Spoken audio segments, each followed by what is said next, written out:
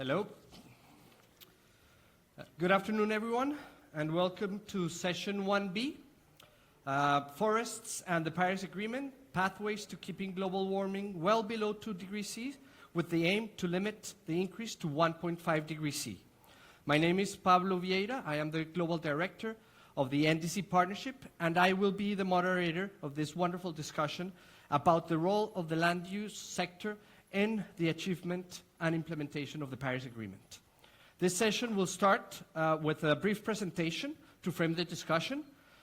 Then it will be followed by 2 rounds of questions from our wonderful panelists. I will then open the floor for questions from all of you, and we will end by a final closing remark by our panelists. So let's get started. Let me see if I can make this work. Yeah. So let me start with some context for today's discussion. Under the Paris Agreement, the vehicle to deliver the goals are the NDCs. The NDCs are defined as the nationally determined contributions, which are specific actions determined by the countries that will eventually lead to the commitments that are put there to achieve the goals of the Paris Agreement. These NDCs have to be reviewed and communicated every 5 years, increasing ambition each time in order to accelerate the pathway to achieving the goals of the Paris Agreement, to limit temperature to a maximum of 2 degrees C with an aim of 1.5 degrees, but also to prepare countries for the effects of changing climate. Forests and other terrestrial ecosystems are providers of essential goods, services that are fundamental for human survival and for the development. We're talking about food, water, fibers, timber, and the protection against extreme weather events. Natural ecosystems are also climate regulators, so they have a strong influence over the water cycle, and they determine the climatic conditions for those activities that sustain human life, such as agriculture. Because of this, the way we use our land is critical to our efforts to fight both climate change, but at the same time guarantee the sustainable development and the well-being of our people around the world. There is a very strong relationship between people's choices, specifically economic choices, and changes in natural ecosystems. This figure here shows how between 2000 and 2012, about 2.3 million square kilometers of forest were lost globally. That's roughly twice the size of my country, Colombia. Today, emissions from the land sector, which are represented here from 2000 to 2017, represent 24% of global greenhouse gas emissions.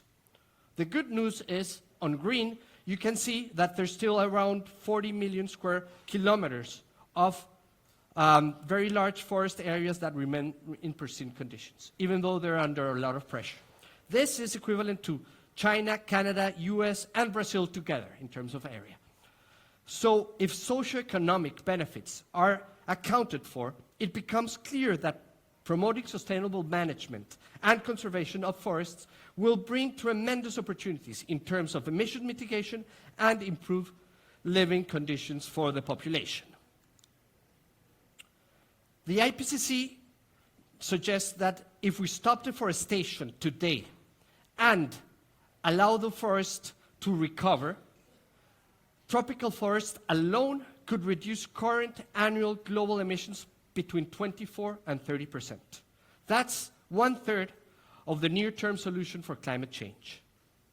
But even though protecting forests makes climate action cheaper and faster and brings enormous social, environmental, and economical benefits, political will is still a challenge in many countries, and in many other countries where there is political will, additional support from the international community is needed to move forward with the action. So, where do we stand today? The cumulative mitigation under the current NDCs would still result in an increase in temperature of 2.5 to 3 degrees from here to the year 2100. So meeting the Paris agreements will require significant increase in ambition over the next few years. If we look at the current NDCs, forestry and land use change sector have very high importance. 80% of the NDCs reference to land use change forestry, LULUCF, in their mitigation contributions, and 58 reference specific policies and measures for forestry. However, only 17% detail concrete, measurable forestry, land use change, and land use sector specific targets. This leads to uncertainty with regards to the global mitigation impact of current NDCs in the land use sector. The most frequent referenced policies and measures are afforestation, reforestation, and restoration, with 42% reference in the NDCs, forest management, referenced in 38% of the NDCs, and reduction of deforestation, included in 32% of the NDCs. Finally, most countries do not provide sufficient detail in terms of financial requirements, making it very difficult to determine the kind of support that needs to be deployed for forest and land use transformation. But even if current efforts are not enough, recent studies show that it's still feasible to reach the 1.5 degrees Celsius. That is the main goal of the Paris Agreement. And that a shift to a more sustainable use of the land could be the key for this. If you take a look at this graph on the left, what we're seeing is that the three things need to happen over the next few decades in the land use sector for this to happen. The first thing that needs to happen is that emissions should peak in 2010. If you take a look at the black line, that represents the total emissions. And as you see here, 2010 means at that point, emissions start to decrease. By 2040 or 2050, we would need a balance. Emissions equal to removals. That means that deforestation would need to decrease considerably. That's the light green line. Restoration, afforestation, restoration would need to increase considerably so that the sequestration of CO2 would increase significantly. And then better management of forests and more sustainable use of land for other sectors would be fundamental. After that, negative emissions, meaning higher removals than emissions, would need to continue for us to get to 2100 with 1.5 degrees C. So what can we do? The first step should be a stronger NDC with concrete actions identified to tap into the mitigation potential of the land use sector. 25% of the emission reductions needed to hit that 1.5 goal have to come from the land use sector through activities like effective forest protection, that means reduced deforestation, or enhanced restoration, or sustainable forest management, or halting peatland burning, or starting a stronger peatland restoration, and finally, sustainable livestock and agricultural practice. But not only that, we also need efforts from the side of the demand, like healthier diets and reduced food waste and losses. Most of this have been proven successful in several cases around the world. So is there hope? Definitely there is. 6.3 gigatons of carbon dioxide emission reductions have already been reported in the past 6 years from forest action in Brazil, Ecuador, Malaysia, and Colombia alone, equivalent to more than the annual emissions of the United States. So key elements that can drive successful implementation of climate action in the land sector and the challenges faced by the countries will be the focus of the discussion for this session. So we have some wonderful panelists representing countries from Latin America, from Africa, and from Asia. And because of the diversity of our panelists, we will be speaking in English, Portuguese, and French. So I invite you all to grab your translation equipment so that you're ready for the answers from our panelists. Let me now introduce our panelists. I will ask each one of them to come and sit in the stage. Let me start with Jair Schmitt. He is the Director of the Department of Forest and Deforestation at the Ministry of Environment in Brazil. Second, Félicien Mulenda. He is the coordinator of the cell in charge of public reforms and executive secretary of the National Red Fund at the Democratic Republic of Congo. We have Rosa Morales. She is the Director General for Climate Change and Desertification at the Ministry of Environment in Peru. We have Putera, Acting Director General of Climate Change Mitigation at the Ministry of Environment and Forestry in Indonesia.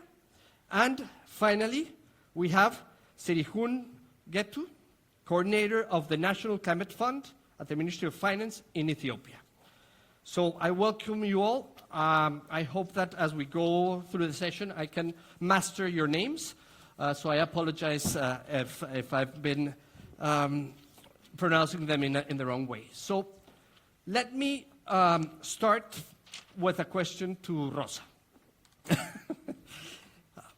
A whole-of-society approach to fight climate change is the only way to guarantee that an NDC is designed in an effective way and is strongly implemented. What started in many countries as an exercise led mainly by the Ministry of Environment, with limited consultation with other parts of government, with some national governments, with civil society, with the private sector, will now have to be implemented by all of them. Fortunately for Peru, the design of the NDC came while the country was co-president, and the full commitment across the government led to consultation at all levels of government and society. So my question to you, Rosa, is how is Peru carrying over this participatory process that was used at the design of the NDC into its implementation, especially in the land use sector where so many stakeholders are involved and where there is so much direct link with the development and well-being of people with the implementation of the NDC? Okay, thank you very much.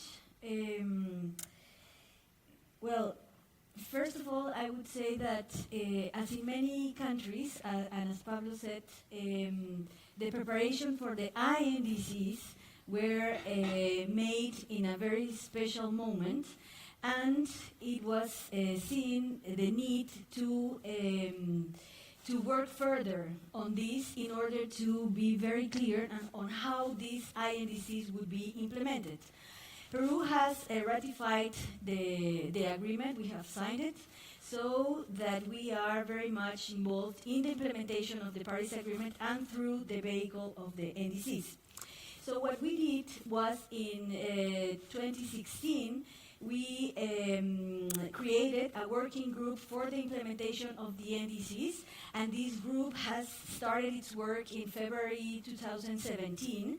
And from there on, we have been developing the roadmaps for the implementation of all the NDCs. Of course, we have had a change in the government, and we have revised all these specific actions, measures, and policies, so that at this very moment, we already have more clarity on what the roadmap should look like. But as Pablo mentioned before, this is not only going to be a work of the Ministry of Environment, this is a work of 13 ministries and the National Planning Agency. And it is also our desire to discuss every one of these measures with all the stakeholders. So what we are starting at this very moment, we have started last week, was or is a multi-stakeholder dialogue, so that we cannot, or we are not only going to verify if these measures is what Peru can deliver, but also what kinds of partnerships we can identify on the one hand, and on the other hand, what are the measures, the actions, the climate action that other stakeholders are already taking, such as the private sector or the indigenous peoples. In this sense, we are discussing with these actors what is what are their actions in terms of adaptation and mitigation of climate change in order for Peru to have its NDCs. Another way of saying this is that what we will have as a result of the working group is going to be a specific, essential part of what Peru's NDCs would be, but we want to complete them with what other actions are being taken by the different actors. Of course, some of these actions are going to be in partnerships with the public sector and other actors, but maybe there are others that would also be done by other actors. Thank you. Thank you very much, Rosa. And that's a clear example of how important it is to have a whole society approach to implementation of NDCs and taking climate action. So let me move on to Mr. Mulenda. The Democratic Republic of Congo has an NDC that includes land use as probably its most important sector for the accomplishments of its mitigation and adaptation goals. There's fundamental goals included, such as the plantation of 3 million hectares of forest by 2025 and the sustainable management of forest resources that require a clear understanding of the interests of different stakeholders, as well as possible conflicts in the plans of different sectors for the use of a specific area of land. So can you tell us the role of land use planning in the implementation of DRC's NDC? What has been DRC's approach to bring relevant stakeholders to the table to discuss the best way in which a piece of land should be used?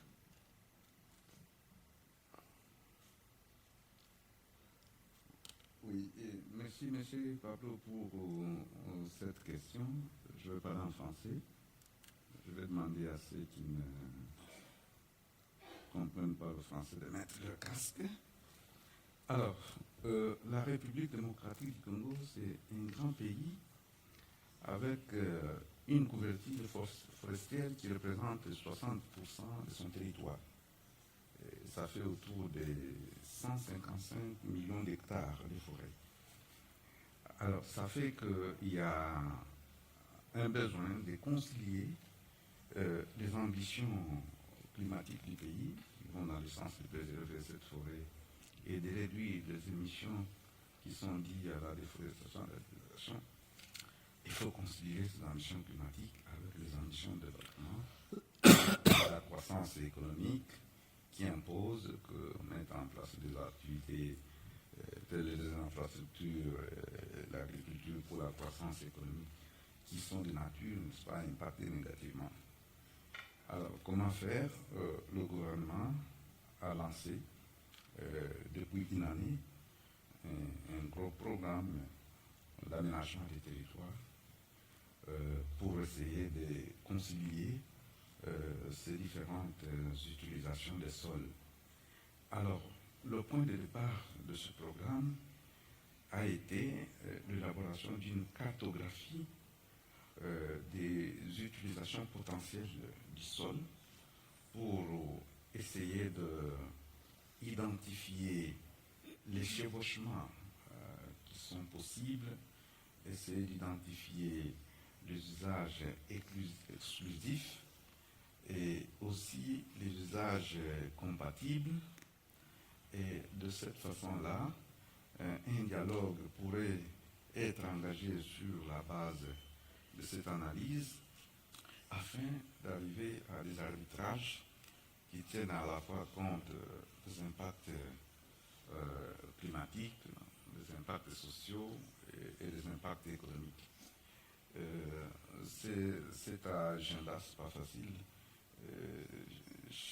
Cet agenda est porté par un ministère dédié, qui est le ministère de l'aménagement du territoire, pour éviter, parce que généralement il y a un conflit entre le ministère de l'Environnement qui a tendance étant donné que c'est des questions liées à la déforestation, à la dégradation de forêt, tendance à pouvoir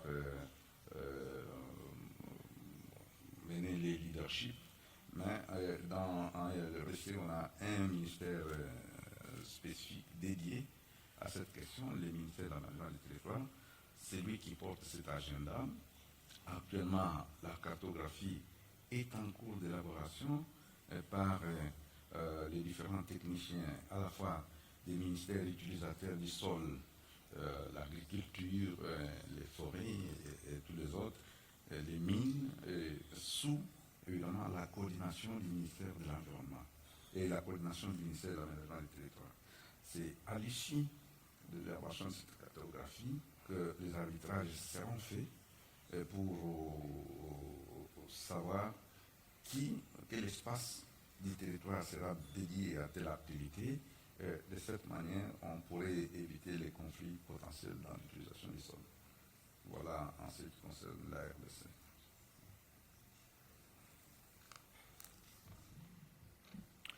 Thank you so much, Mr. Mulenda. I would like to now pick on this same view in terms of how to deal more effectively with climate action and ask Mr. Getu about the specific case of Ethiopia. So Ethiopia has its climate resilient green economy strategy as the base for its NDC. This is a great example of a country that sees climate action as a development issue. So what have been the main challenges of incorporating climate action as part of the Ethiopia's development strategy? What have been the examples of issues with regards to bringing other sectors to the table, or conflicts in terms of the different directions that the economy could take, and how has that been solved as part of this strategy? Thank you so much, Pablo, and also thank you for the government of Norway and of course the people of Norway for inviting us and speaking opportunity on this important topic. So as you clearly indicated, Ethiopia developed its climate resilient green economy strategy well before the issue of INDC came into the scene in the climate negotiation. In 2011, we officially declared that Ethiopia will follow a climate resilient green economy strategy to achieve its green growth and climate resilient middle income status by 2025. So in that process,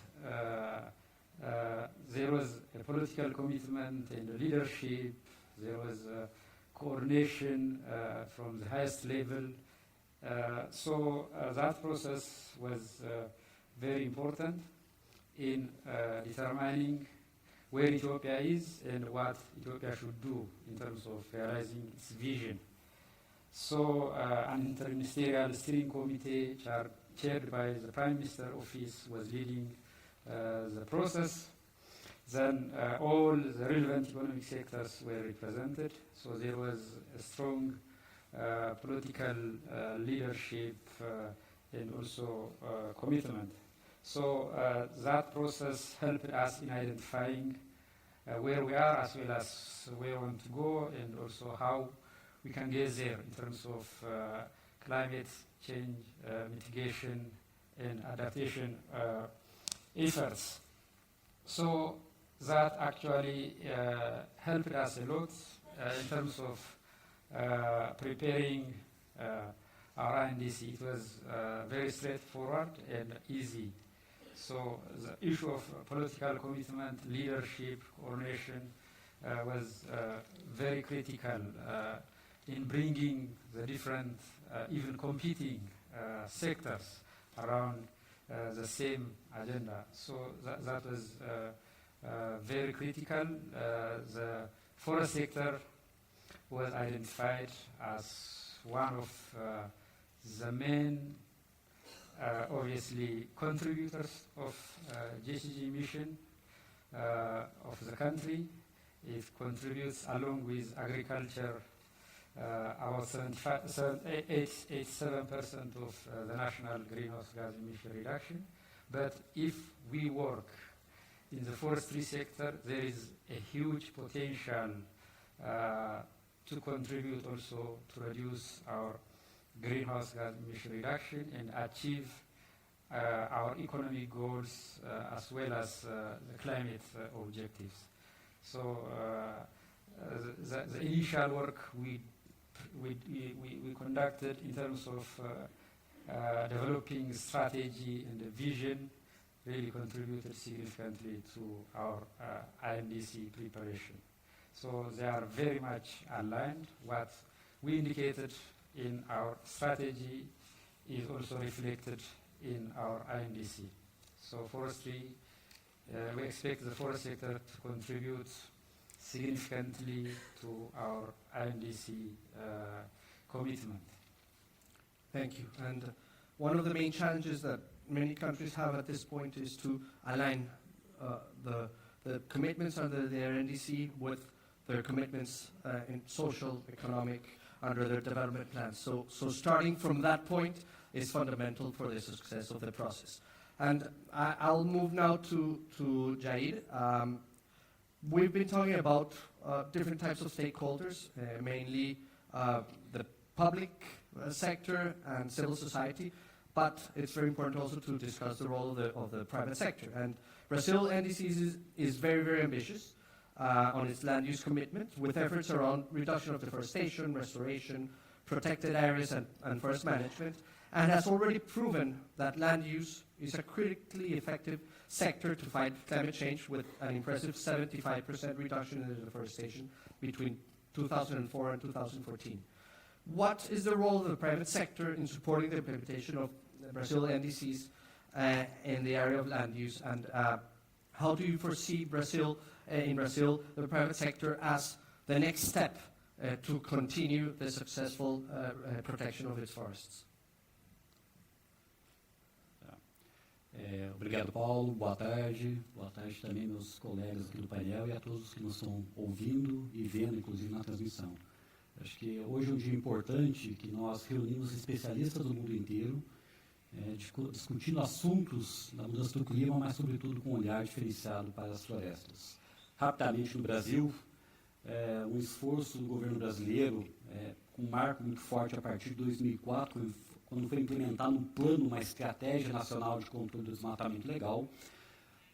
Nós reduzimos o desmatamento de 2004 até 2018 em 75% do que havia naquela época. São contribuições importantes para a redução de gases de efeito estufa decorrente das florestas, mas, obviamente, desejamos reduzir mais ainda para contribuir na redução do país como um todo e atender, cumprir a meta de redução de gases de efeito estufa que o Brasil, por meio da sua NDC, submeteu ao Acordo de Paris. A nossa estratégia, olhando para o setor florestal em específico, ela está calcada em 4 grandes linhas de trabalho e compromissos. A primeira dela é o cumprimento da nova lei florestal do Brasil, estabelecida em 2012, que é um novo pacto na sociedade brasileira, estabelecendo regras em relação ao uso das florestas, quantidades de áreas que podem ser utilizadas, que são conservadas, e cria também alguns mecanismos e instrumentos para a implementação de ministros de gestão e proteção das florestas. Uma outra linha importante assumida pelo Brasil na sua NDC é acabar com todo o desmatamento na Amazônia, sobretudo o ilegal. Hoje acreditamos que 95% desse desmatamento é ilegal, e atingir esse objetivo, esse propósito, ajudar a reduzir ainda mais o desmatamento. O terceiro ponto é o compromisso do Brasil em buscar a recuperação da vegetação, aumento da captura de carbono. Em 2017 foi estabelecida uma política nacional de recuperação da vegetação nativa e na COP23 nós lançamos um plano nacional para a implementação dessa política, onde se tem sinalizadas várias iniciativas estratégicas. Obviamente, uma das principais que nós temos trabalhado é reunir meios financeiros de implementação dessas ações. E, por último, o envolvimento, o fortalecimento do manejo florestal, especialmente dos ativos madeireiros, para fortalecer uma economia de base florestal sustentável e, sobretudo, combatermos com mais afinco a degradação da floresta, que vem muitas vezes da exploração ilegal de madeira. Agora, em especial, o setor produtivo é uma das nossas principais linhas nessa estratégia, seja na implementação da NDC, mas nas nossas medidas de combate ao desmatamento, é um olhar diferenciado para as cadeias produtivas. Nós entendemos que a demanda orientada pelo mercado tem uma contribuição muito forte, preponderante, para induzir um ambiente de não desmatamento. A responsabilidade de todos os atores globais que adquirem produtos que advêm muitas vezes dessas áreas desmatadas pode sim influenciar positivamente na redução ainda maior do desmatamento. Evidentemente que nós temos alguns desafios pela frente.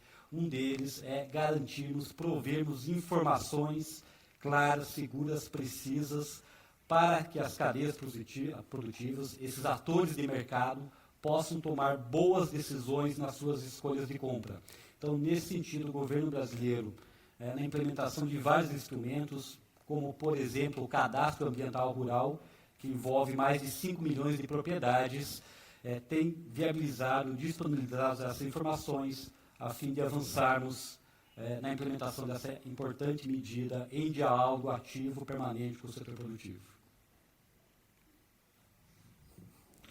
Thank you very much, Jair, and I think you make a fundamental point in terms of there is a link between the reasons or the engines of deforestation and the specific needs of the population and the private interest in many cases.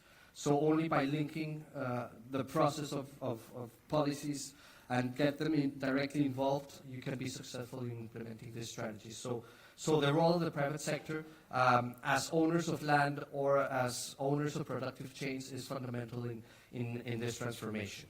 And let me finish this first round with a question to Mr. Parthama from Indonesia. And in general terms, Indonesia is taking significant steps to reduce emissions in the land use sector, reducing deforestation and forest degradation, restoring ecosystem functions, as well as promoting sustainable forest management.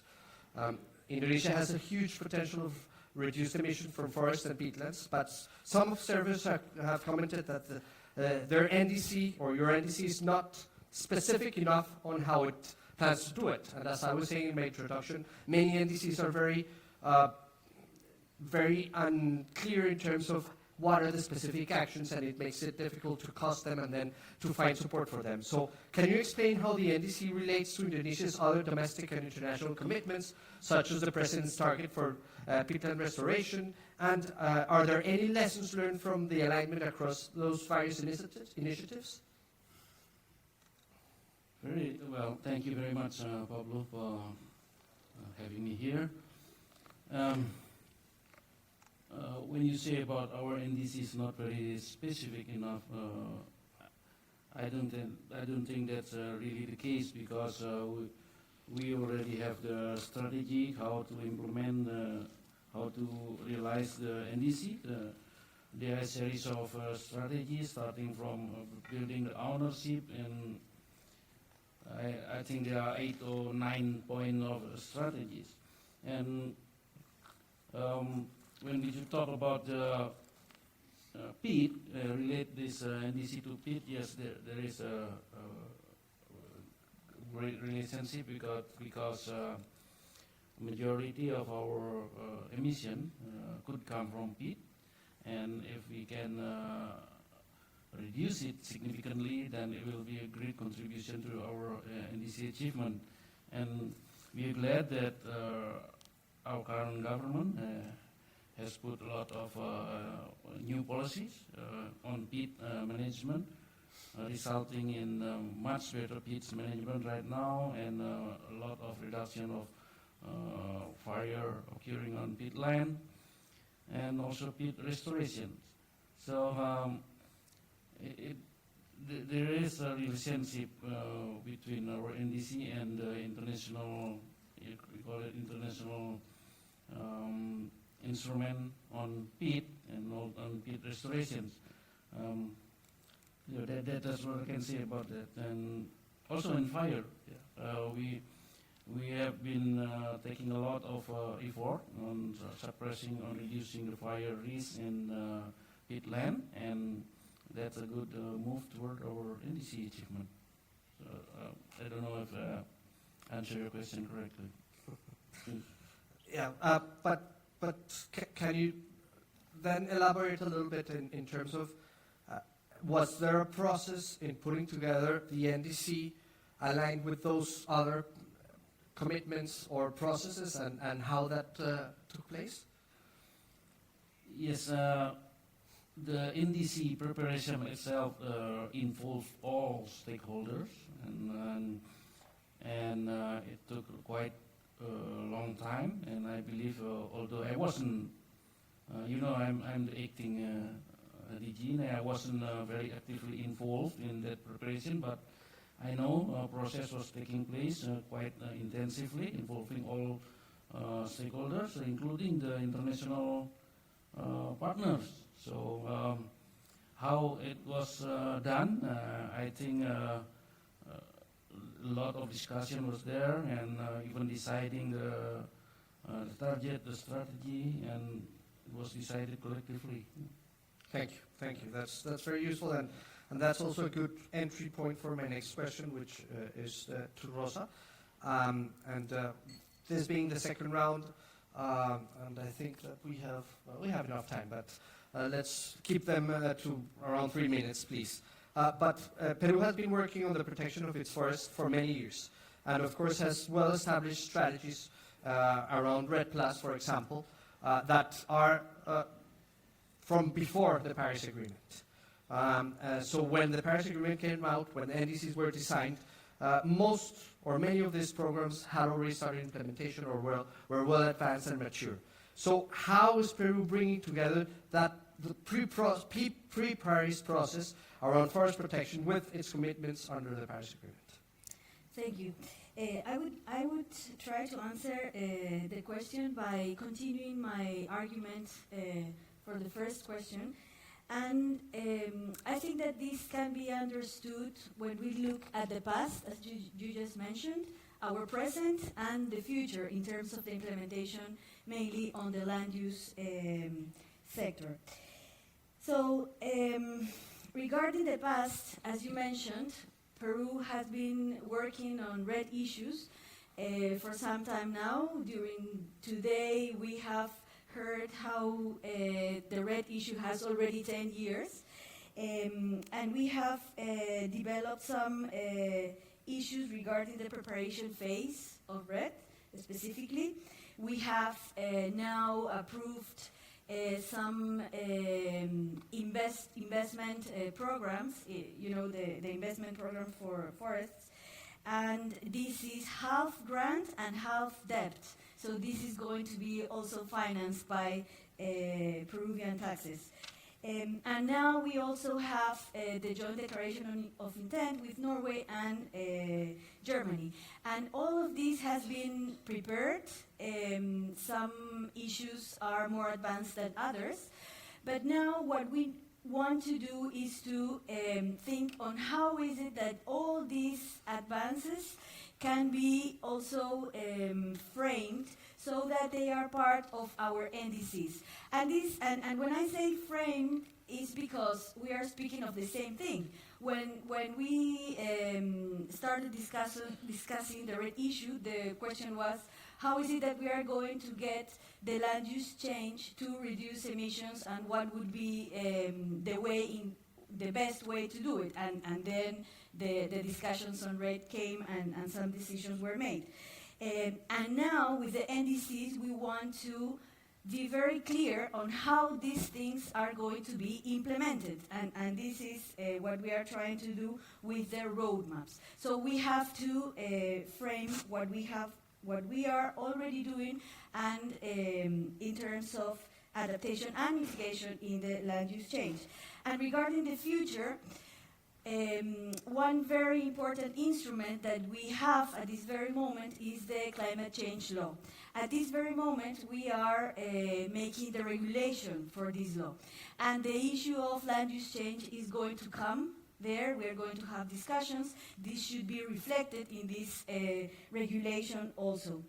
And to give an example of how is it that the different stakeholders are engaged in this, in the discussions of the NDCs with the indigenous peoples, we have been discussing a concept that they are bringing to us, which is called Minga, which means how is it that the indigenous peoples see their ¿cómo se dice aporte? Their contribution to the NDCs specifically, because they also want to be seen, right? How is it that they are also bringing this contribution, or how is it that they are part of Peru's NDCs?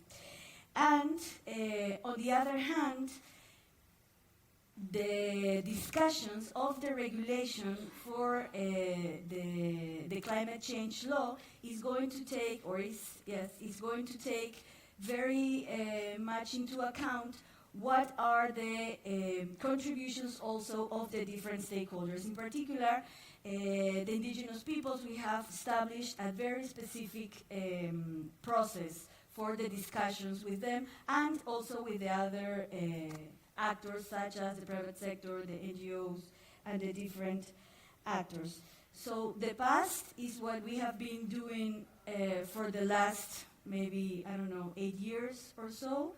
The present is how is it that we frame all these actions that we have been preparing in terms of what are our NDCs, and the future is what the law will bring us and will help us to have not only this cycle of the NDCs, but the ones to come, because we understand that the Paris Agreement is here to stay, and that we as countries will have to prepare our NDCs cycle by cycle. Thank you. Thank you. Thank you. Thank you very much. And you brought a topic that has not been discussed yet, and that leads me to my next question to Mr. Parthama. And you were mentioning the importance of having a financial strategy around this. So it's about national budget, it's about the adequate use of funds, it's about payment for results, it's about different things that need to happen for the transformation and the reduction of the deforestation. And in a press call last week, you, Mr. Parthama, mentioned that Indonesia is counting on REDD Plus finance as a reward for reducing emissions from deforestation and peatland degradation. So I wanted to understand from your point of view, from the point of view of Indonesia, what are the key things that will allow REDD Plus to be truly transformational in the protection of forests and peatlands? Well, first of all, we believe that we already very much ready to implement REDD. So, and REDD Plus is very important in our NDC achievements. And with regard to our readiness, almost all, practically all technical instruments for the implementation is already in place. So like we have the strategy, we have the FREL and FRL, and we have a robust and transparent national forest monitoring system, also the safeguard information system, and even our MRV schemes are already appreciated by the UNFCCC during an assessment sometimes ago. So we are very much ready, and when that appreciation realized, we believe then it become a good push to the entire country, and in order to implement REDD Plus and also implement the strategy of the entire NDC. So I think we are more than ready. And yes, I said during the discussion through the teleconference that because someone was raising when there is a contradictory situation between REDD implementation and the fact of the deforestation rate, what I want to say is there is a situation when a country already implement REDD, but the deforestation was increasing. But in the case of Indonesia, we are not yet, but the deforestation is decreasing. The question was whether REDD Plus is still relevant. And my answer was yes. For Indonesia, it's very relevant, and we really expect that we're going to be a country implementing REDD Plus in the near future, because we are very ready to do that. Thank you. Thank you. Thank you very much. Mr. Getu, the land use sector is key to achieve Ethiopia's NDC, as you mentioned it. More than 80% of the emissions come from the land use sector. And there's a particular situation for Ethiopia, which is that it's a country where the opportunities for negative emissions through forest restoration could be more significant than the reducing emissions from deforestation. So could you tell us a little bit about how the government has built forest restoration into its NDC and how it relates to Ethiopia's development objectives? Thank you again. Yes, the forest sector and the AFOL in general contributes 87% of the country's greenhouse gas emission. And if we want to achieve our vision of building climate resilient green economy and also our INDC commitment, we need to really reduce the emission from this sector.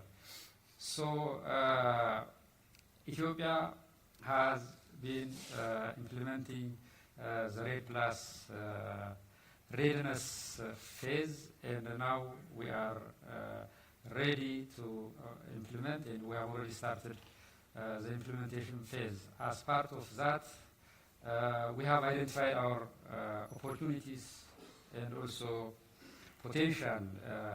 So our RED Plus program is mainly on afforestation and reforestation, in addition to managing and conserving the existing natural forests in the country, which is about 15% of the entire country. So we have put clear targets. So we want to actually increase our forest cover to 30% by 2030, and for that we should be able to restore about 20 million hectares of land. So we have identified, as I said, our opportunities and also potential. We have also taken practical actions which can get there. For example, we have developed a national forest sector development program. We have also included our INDC, integrated our INDC and the CRGE objectives into our midterm development plan. So it is integrated. So it's not anymore something that is separate, but it is an integral part of that. We have also established institutions, and we have ensured strong institutional setup from the federal level to the district level. For example, the Ministry of Forest and the Ministry of Forest, Environment and Climate Change has been re-established. It was an agency before, so now it has a clear institutional setup all the way up to the local level. Also, there is a commitment from the community side as well. Ethiopian farmers actually contribute free labor for landscape restoration works, 40 days free labor per year. So if we take this into account, it's a lot of contribution from the community as well. So there are actually also we have a new forest proclamation which encourages private sector engagement as well as ensures public-private partnership in the forest sector. So there are a number of enabling factors, also actions taken during the past couple of years in the country. Very interesting, the 40-day free labor a year by the farmers for restoration. That's a policy that should be replicated. Jair, one of the main reasons for Brazil's success in reducing deforestation has been associated to its monitoring capacity. And it's really a reference for the region and for the world. and the different ways in which monitoring has been used in an effective way that has led to that success. So what are those three main messages that you would send to countries that are in the process of establishing or consolidating their monitoring system and the associated policies, of course, to reduce deforestation and promote a better use of the land? Perfeito, obrigado. Historicamente, o Brasil tem desenvolvido excelência no monitoramento de florestas, especialmente por meio do Instituto Nacional de Pesquisas Espaciais, o INPE. Em especial na Amazônia, desde 1987, ele vem desenvolvendo uma série histórica de monitoramento da floresta, de onde nesse monitoramento, onde é medido as taxas, os níveis de desmatamento anual. Além desse produto de mensuração, foram desenvolvidos ao longo dos anos vários outros produtos de monitoramento dos focos de calor, um sistema de monitoramento de alertas de desmatamento, de degradação, que ajuda a resposta rápida dos órgãos de controle de coerção, um monitoramento do uso do solo, mas eu diria que talvez em todo esse processo histórico com inovação tecnológica, alguns pontos que nós devemos destacar. Primeiramente, sobre o aspecto metodológico, o Brasil tem desenvolvido informações robustas, confiáveis e transparentes, sobretudo na mensuração das suas taxas de desmatamento. Então, eu acho que a questão da transparência é um elemento extremamente importante para demonstrar à sociedade, ao mundo, o seu compromisso. O outro elemento importante no processo de monitoramento, não basta gerar a informação pela informação. Nós temos que gerar a informação para aplicarmos em políticas públicas. Acho que isso tem uma especial relevância. E o Brasil tem feito um bom uso dessas informações de monitoramento justamente para definir as estratégias de combate, de controle do desmatamento, para definir, elaborar e implementar políticas públicas, enfim.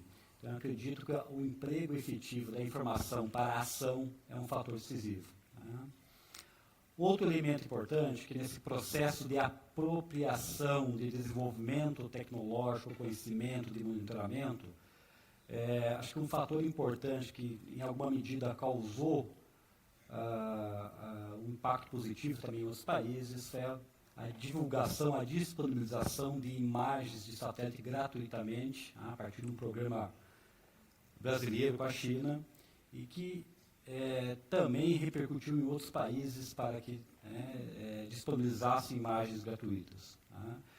Então, hoje, a partir dessas informações e do aspecto metodológico que o INPE vem desenvolvendo, ele compartilhou e ajudou a desenvolver sistemas de monitoramento em países da América do Sul, principalmente da Organização do Tratado de Cooperação na Amazônia, inclusive também com financiamento por meio do Fundo Amazônia, que é um instrumento de operacionalização de rede, e tem contribuído também em relação a outros países na África. Então, a cooperação, a transparência e a aplicação, o uso dessas informações são alguns dos elementos importantes, decisivos, nesse trabalho na história de monitoramento do Brasil. Mas certamente haverão outros e nós ambicionamos aperfeiçoar e melhorar isso. Até 2020, nós pretendemos implementar um sistema de monitoramento de todo o território nacional, e não só uma abordagem regional, para medir taxas de desmatamento, para verificar o uso da terra, para medir a recuperação da vegetação e também para elaborar o FREL nacional, os níveis de emissões florestais em nível nacional.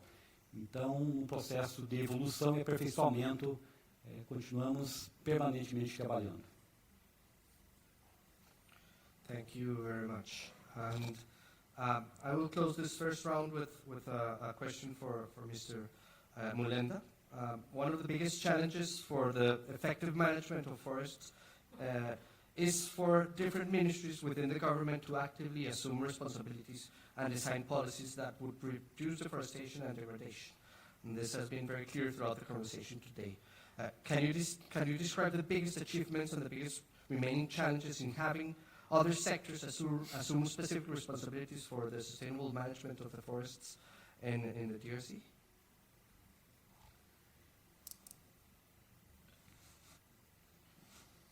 Très bien.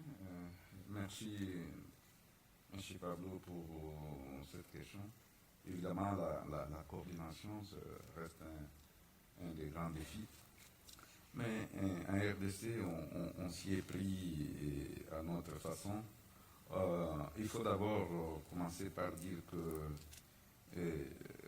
la stratégie nationale de RED de notre pays a été élaborée à la suite d'une étude qui a identifié les différents moteurs de déforestation. Depuis 2009, cette étude a permis de comprendre qu'il y avait des secteurs qui avaient un impact direct sur la forêt, comme l'agriculture, l'énergie, et il y avait d'autres secteurs qui avaient un impact indirect. Alors ça, c'était le point de départ. Et sur cette base, la stratégie nationale RED a été élaborée. Alors maintenant, pour opérationnaliser cette stratégie, on a conçu depuis 2013 un plan d'investissement RED. Ce plan a consisté à identifier les différentes actions qui doivent être réalisées, les différentes politiques publiques à prendre, les différentes réformes à implémenter pour concourir, n'est-ce pas, à l'atteinte des objectifs de déforestation dans les différents secteurs. Donc ce plan est aujourd'hui conçu comme le cadre programmatique de la lutte contre la déforestation en RDC. Et alors, il s'est posé un problème de financer ces plans.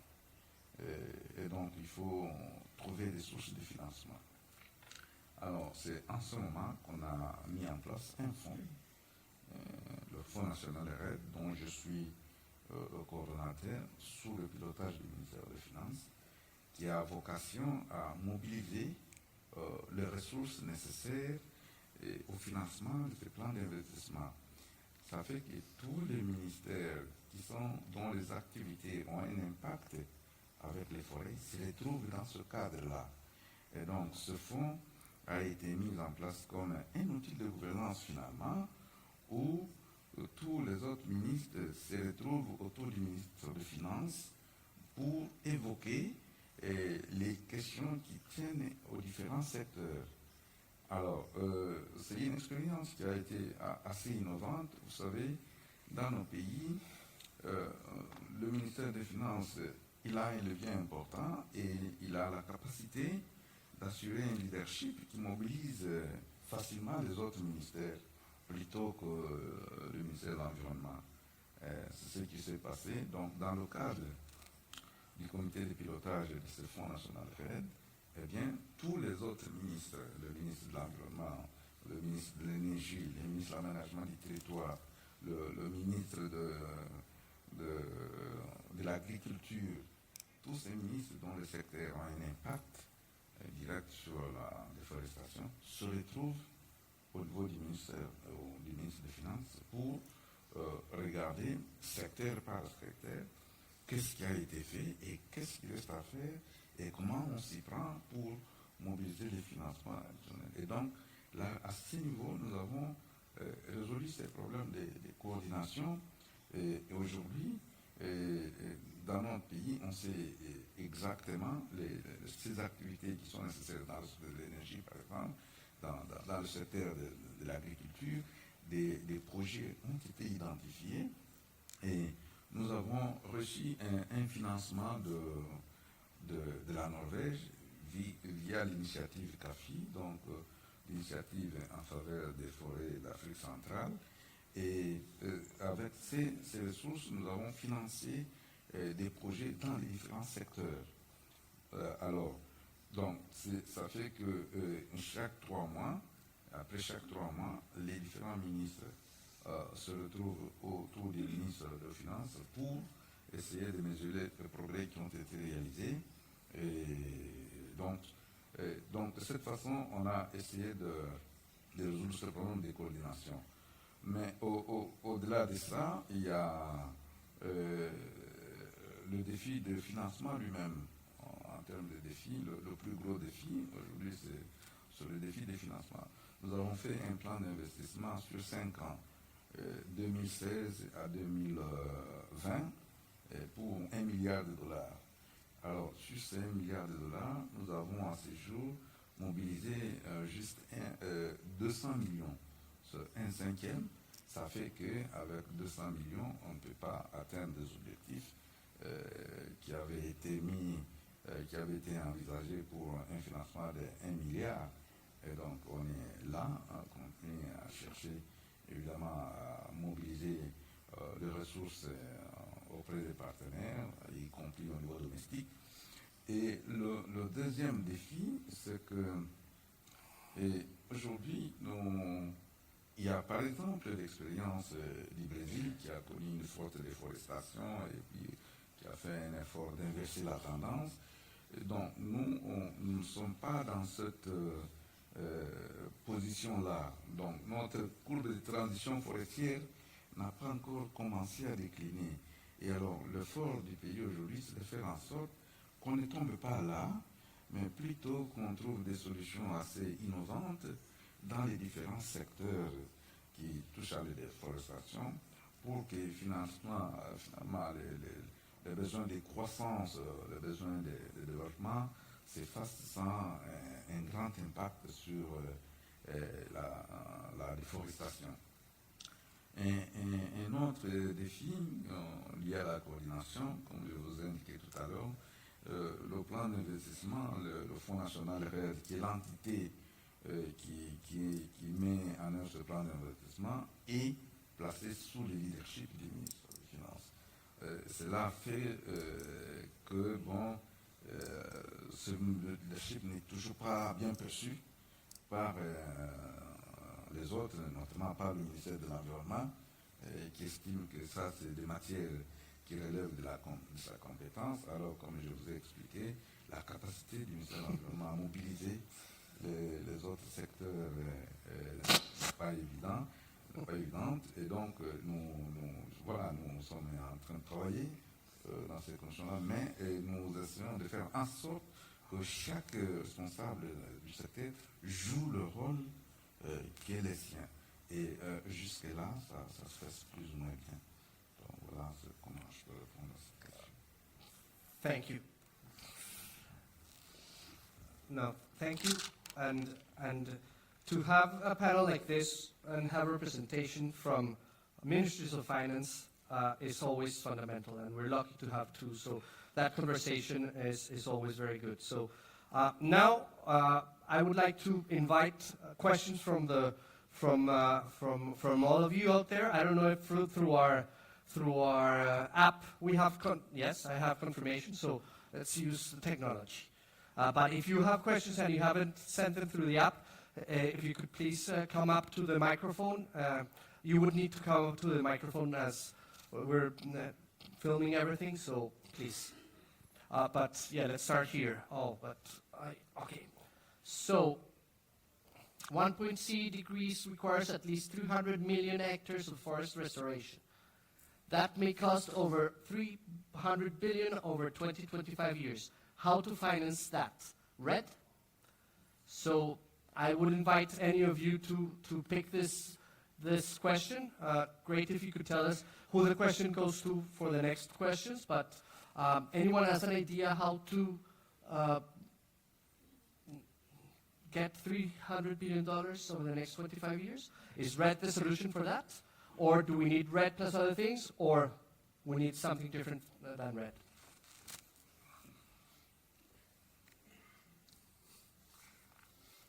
So it's going to be question by question? Or can we get... Okay, let's. How many do we have in the 3? Okay, let's go over those 3, and then we'll have a round of answers, and then we'll come to the microphone.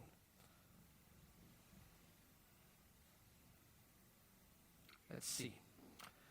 The ambitions on the NDCs are to be strengthened every 5 years. Have you already planned for a strengthened of efforts in RED+, going for zero deforestation in 2030 or 2040?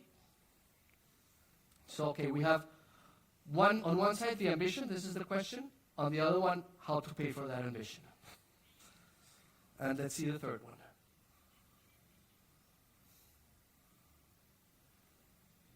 What are the intelligence initiatives promoted by the government of Brazil and Indonesia in order to follow the money and identify the supply chains connected with deforestation? Are there enough resources and political freedom for this effort? So this is a lot more specific, and for Indonesia and Brazil. So I would invite Indonesia and Brazil to answer this question, and if you have anything to add about the other two questions, that would be great. And of course, it's open for the rest of you to answer. So I see Rosa is ready to answer. So. Of course, financing is a key issue, and we face this question maybe, I don't know, all the time. So I would say that there should be a combination of sources. As Brazil mentioned and others here have mentioned, the involvement of the different stakeholders is very important. So, and as I also mentioned, that Peru is getting a debt in order to invest on this. And we also understand that the engagement, for instance, with the private sector is also one of the sources that we should look to. So my small question would be, it's a combination of sources. Not only one is going to be the answer. And of course, the payment for results is one of these sources. On the other hand, in terms of the ambition, as I mentioned, at least what we are envisioning is that our law speaks of the Paris Agreement. It speaks on the ambition, so that we will try to be ambitious in this pathway. Thank you. Thank you.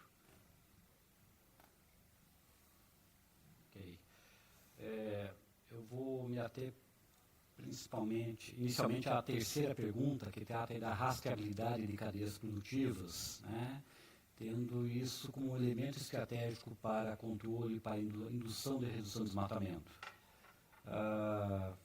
Nós temos, inclusive, acho que nesse mesmo horário, um painel específico abordando esse assunto. Gostaria de estar presente nele também.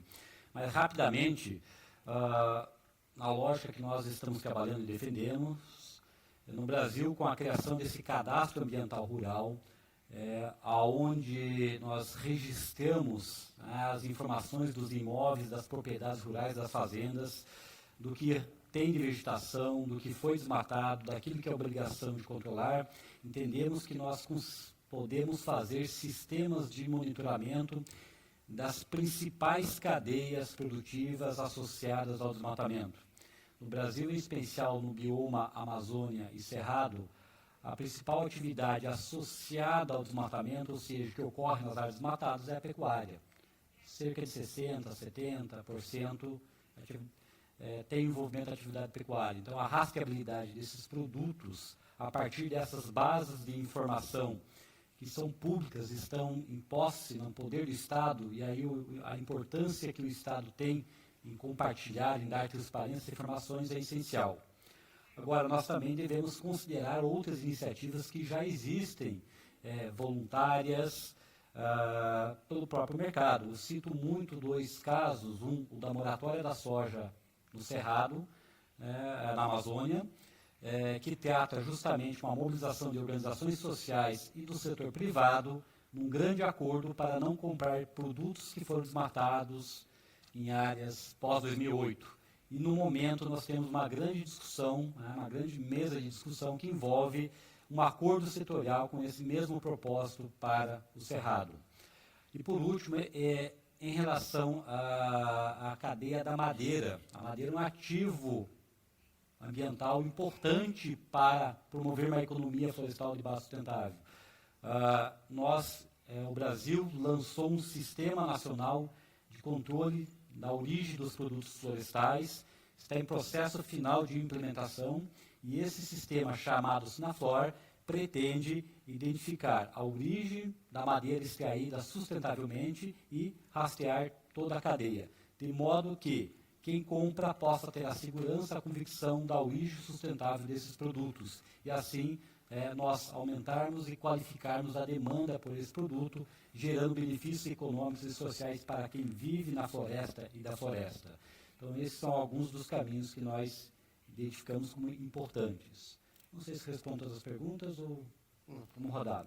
Em relação ao financiamento para a recuperação da vegetação, REDD é um financiamento extremamente importante. O Brasil tem um caso de sucesso de REDD, tem um benchmarking, não só pela redução do desmatamento em si, você não tem REDD se você não tem a redução, mas pela implementação do mecanismo financeiro que é por meio do Fundo Amazônia. Ontem, inclusive, celebramos 10 anos. Esse é um caminho de financiamento, mas eu não acredito que é exclusivo para isso. Nós desejamos que seja como uma medida de retroalimentação às políticas públicas. Agora, o engajamento do setor privado certamente é fundamental. E aí eu me recordo um pouco da pergunta que o Pablo trouxe com a primeira pergunta. Nós temos um melhor engajamento, temos arranjos de envolvimento do setor produtivo para viabilizar, criar facilidades de financiamento para a recuperação da vegetação, acho que é fundamental. Tá? E quando nós olhamos para o setor produtivo, pensamos também no setor financeiro.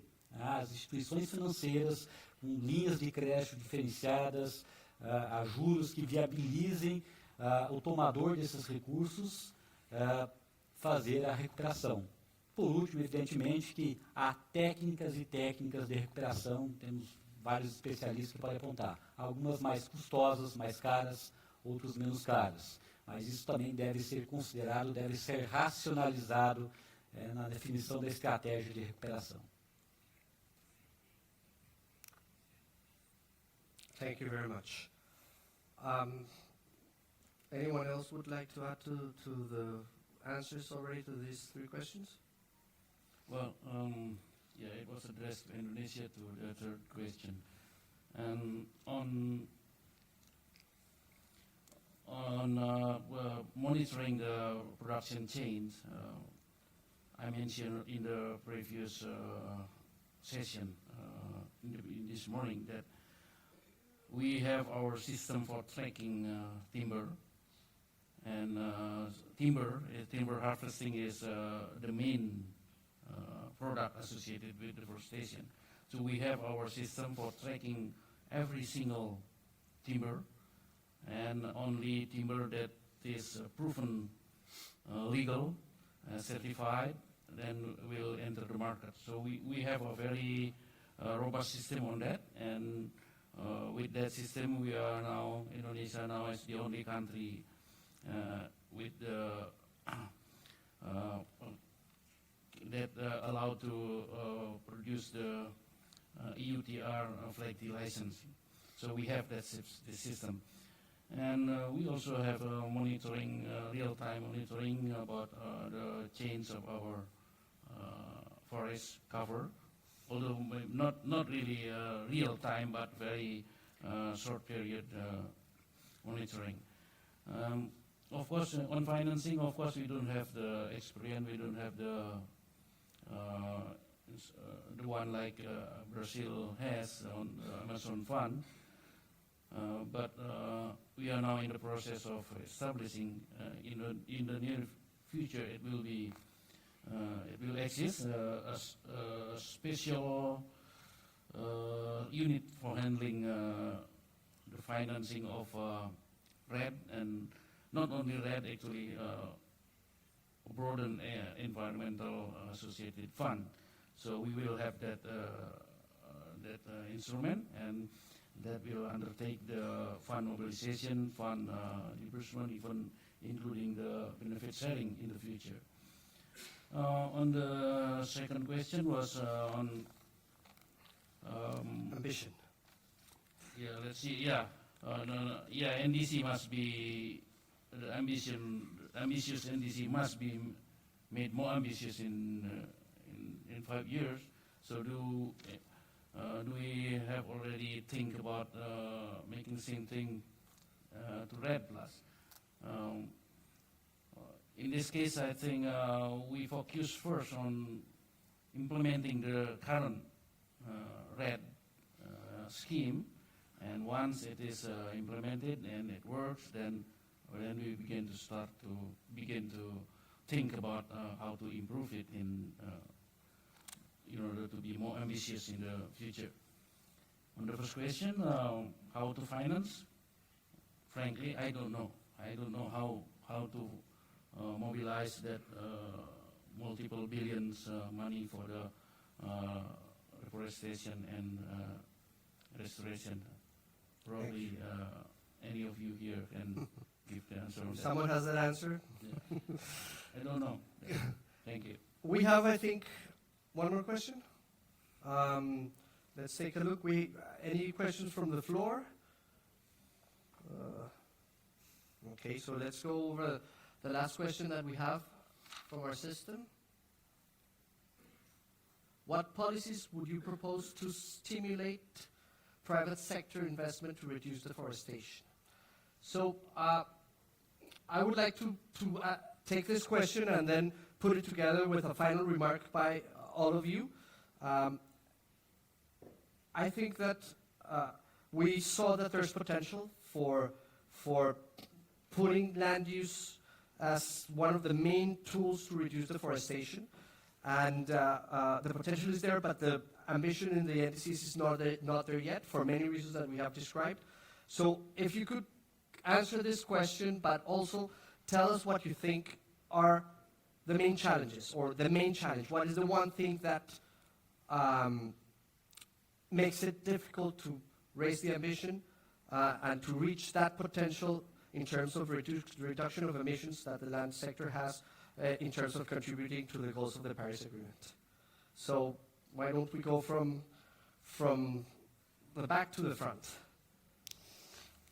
Yeah, thank you. Just Ethiopia, we have estimated our financial requirement in terms of achieving our forestry sector ambition. So Ethiopia should invest $10 billion in the AR and also in the DND, deforestation and degradation components of the REDD Plus program. So finance is very important. It has to be mobilized from various sources. Our NDC is conditional. So raising ambition is very important, not only in terms of NDC, but also in terms of contribution, supporting developing countries in achieving their NDC or NDC objectives, both in the mitigation and adaptation as well. So that's very critical. Finance is very important. Also capacity, also strengthening institutions at various levels is also very important. So there are challenges out there. The issue of private sector. Well, in Ethiopia, we don't have a lot of commercial logging in our remaining natural forests, but the pressure from other sectors such as agriculture, also forest is also a source of energy for rural communities. So reducing pressure from these sectors is very important. Policy harmonization is very important. While we encourage agricultural investment, we have to make sure that also that doesn't continue putting pressure on the existing natural forests. So coordination, harmonization is also very important. Thank you. Sorry, can you rephrase the... What is the single biggest challenge to meet the capacity in terms of reduction, the available potential in terms of reduction of emissions of the land use sector to get to the 1.5 degrees of the Paris Agreement? Well, I would say the biggest challenge is because we are a developing countries and we still need to develop, and to some extent we need land for development, and when we revise the land use, the land allocation, then it will involve opportunity loss. Then that could cause costs also, and that's, I think, the biggest challenge we are having. And we are a country with a lot of with a big population, and on per capita basis, our land availability is 0 point something hectares, so meaning there's a lot of pressure on land allocation, need of land for other purposes, involving for food and production, and for energy production and others. So I think that's finding the delicate balancing between the issues. I think that's a very demanding challenge. Thank you. Rosa. Okay, on regards to the question that we have here, I would just mention two ideas. Of course, there are many other, I hope so. The first one is that, as we know, the private sector look at the market signals. And it is very important, and it has been mentioned during this panel, how the zero deforestation supply chain signal may have some implications on the behavior of the private sector. But then the question is, how is it that they are going to access the necessary financing in order to have zero deforestation supply chains? And there, the policies related to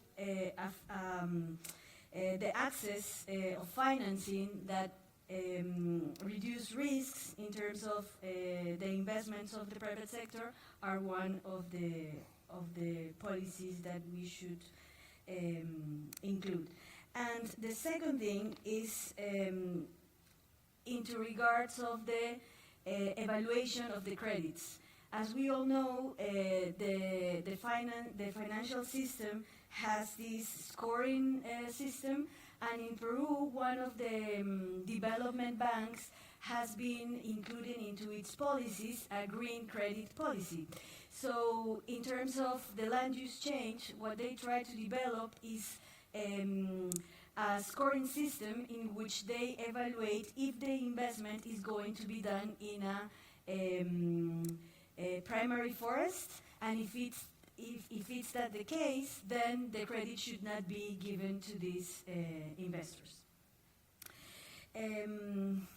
On the question of the challenges, I would say that, of course, we face many challenges, but one challenge that I think we have to work more in Peru is the coordination with the subnational governments.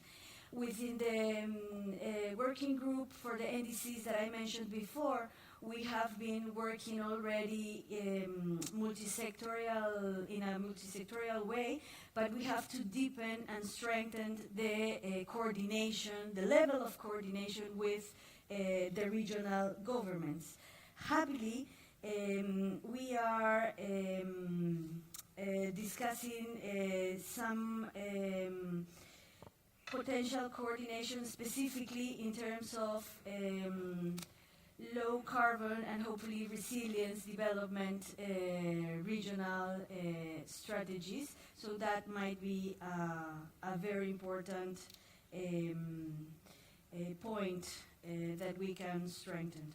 And of course there are many others, but ways, in which we can engage in a more coherent way with the regional or subnational governments. Thank you. Mr. Mulenda? Oui. Oui, je crois que les défis sont nombreux. Je vais commencer par celui de la conciliation du besoin de réduire les émissions au besoin de réduire la pauvreté. En RDC, plus de 50% de la population vivent dans les espaces forestiers, ils vivent dans la forêt et ils vivent de la forêt.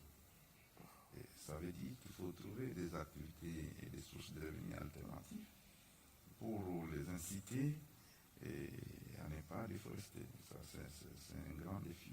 Ça veut dire qu'il faut des investissements massifs, il faut des investissements dans l'agriculture, dans l'énergie, dans créer des emplois alternatifs pour que finalement trouver des motivations pour que finalement ces populations qui vivent de la forêt puissent être désintéressées. Il y a tout ce qu'on a comme principal pour l'agriculture sur brûlis et cela induit naturellement le défi des financements. Tout ceci fait qu'il faut trouver énormément de ressources. Nous avons un pays très étendu. Notre première itération des NDCs avec une ambition de réduire de 17% nos émissions a abouti à un besoin de financement de 21 milliards de dollars. Tout à l'heure là, je vous ai dit que nous avons juste un plan d'investissement quinquennal évalué à 1 milliard où c'est juste un cinquième qui a été mobilisé. Donc, il faut concilier le besoin de réduire la pauvreté au besoin de réduire les émissions. C'est un grand défi.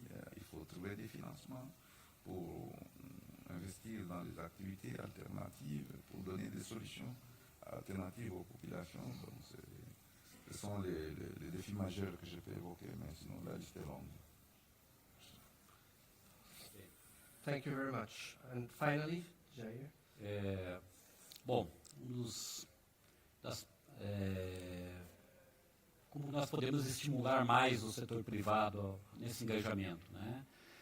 No âmbito do Brasil, nós temos discutido, refletido muito sobre a proposição de políticas públicas voltadas a incentivos econômicos ao setor privado, né?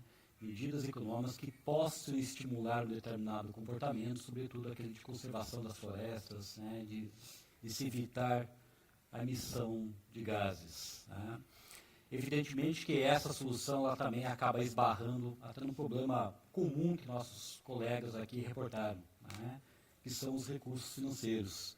Então isso só reforça também e caracteriza melhor esse grande desafio entre vários outros, né? Não é único, não é exclusivo, mas a garantia de fontes de recursos robustas, permanentes, de modo que a gente possa financiar a agenda climática, em especial a agenda de florestas. Então, ao mesmo tempo que é uma solução, mas é um grande desafio. E nós somamos o nosso entendimento nesse sentido. Eu acho ainda como mensagem final, o Brasil está iniciando o diálogo Talanoa-Brasil, justamente para se estabelecer melhor confiança entre os vários atores da sociedade e nessa confiança identificar práticas, soluções que possamos ter em conta aí na agenda climática e possamos avançar nas nossas ambições, nos nossos resultados, né? Nesse sentido, nós também encorajamos os outros países a seguir nessa mesma direção, na perspectiva que nós tenhamos um grande diálogo para as soluções do problema climático. Obrigado aí pela oportunidade. Okay. Thank you very much. And thank you all. It's clear that there is potential for the land use sector to deliver up to 1/3 of the immediate needs, up to 25% of the total emission reductions to get to the 1.5 degrees. We're not there yet. Ambition needs to increase, but there remains many, many challenges where a collective effort by everyone, by the private sector, by the governments, by the international community is needed. So I thank you all for this very interesting conversation, and I want to invite everyone to thank the panelists for this discussion, and thank you all for being here.